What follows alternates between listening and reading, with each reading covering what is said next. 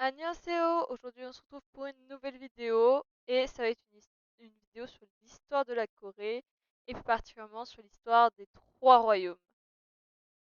Sur la péninsule coréenne, entre le 1er siècle avant notre ère et le 7e siècle après Jésus-Christ, trois royaumes puissants se sont affrontés pour le contrôle de ces terres.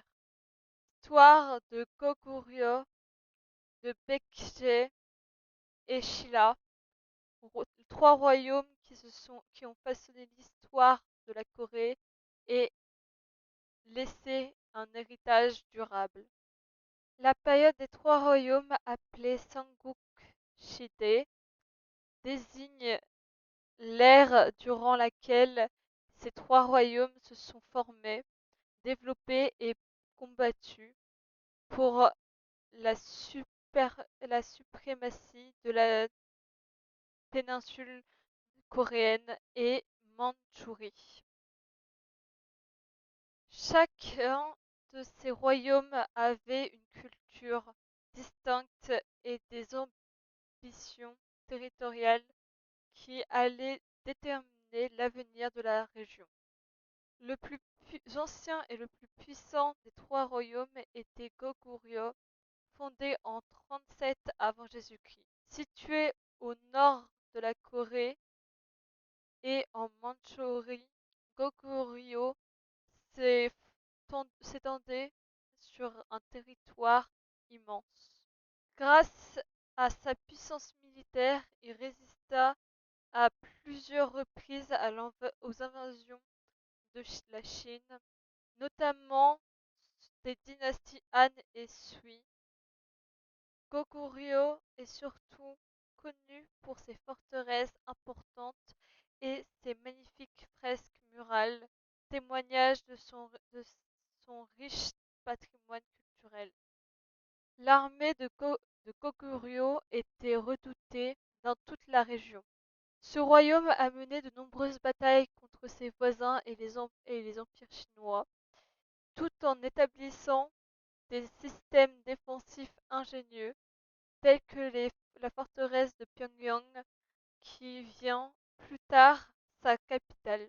À l'ouest, Baekje s'est formé en 18 avant Jésus-Christ, situé le long des rivières et des plaines fertiles de la côte sud-ouest. Baekje était un royaume maritime prospère. Sa culture raffinée, son art bouddhiste et ses liens commerciaux avec la Chine et le Japon en faisaient une puissance culturelle majeure. C'est à travers Baekje que le bouddhisme et l'écriture chinoise furent introduits au Japon. Baekje a joué un rôle central dans la propagation du bouddhisme en Asie de l'Est.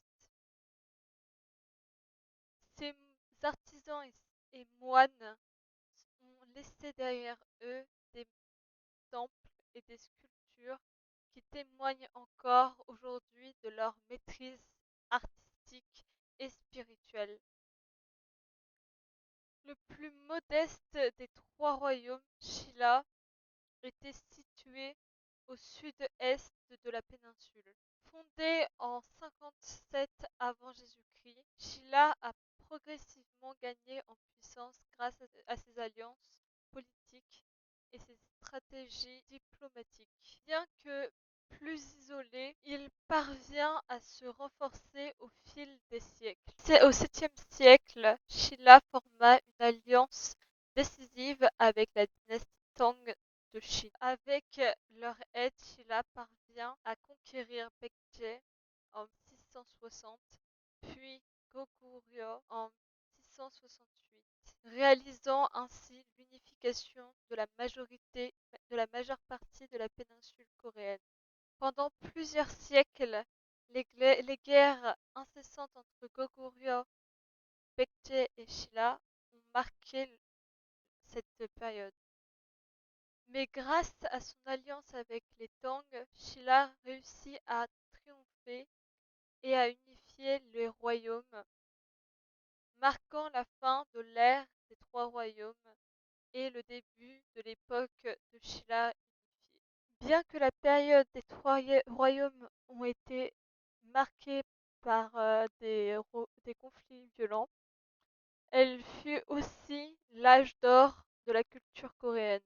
Goguryeo nous a laissé des forteresses massives et des tombes peintes, Baekje des chefs-d'œuvre artistiques et religieux, et Shilla des trésors d'or et des temples bouddhistes comme Bulguksa et la grotte de Sogurran.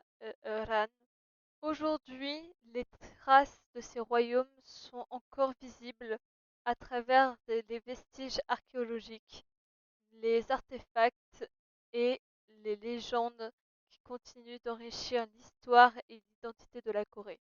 La période des trois royaumes fut une ère de rivalité, mais aussi d'un développement culturel intense. Elle a jeté les bases d'une identité coréenne forte dont l'influence se fait sentir encore aujourd'hui. La période des trois royaumes, une histoire de guerre, de culture et d'unification. J'espère que cette vidéo vous aura plu. N'oubliez pas de laisser des pouces bleus, de vous abonner et de mettre en commentaire si vous connaissez déjà cette période de l'histoire de Corée.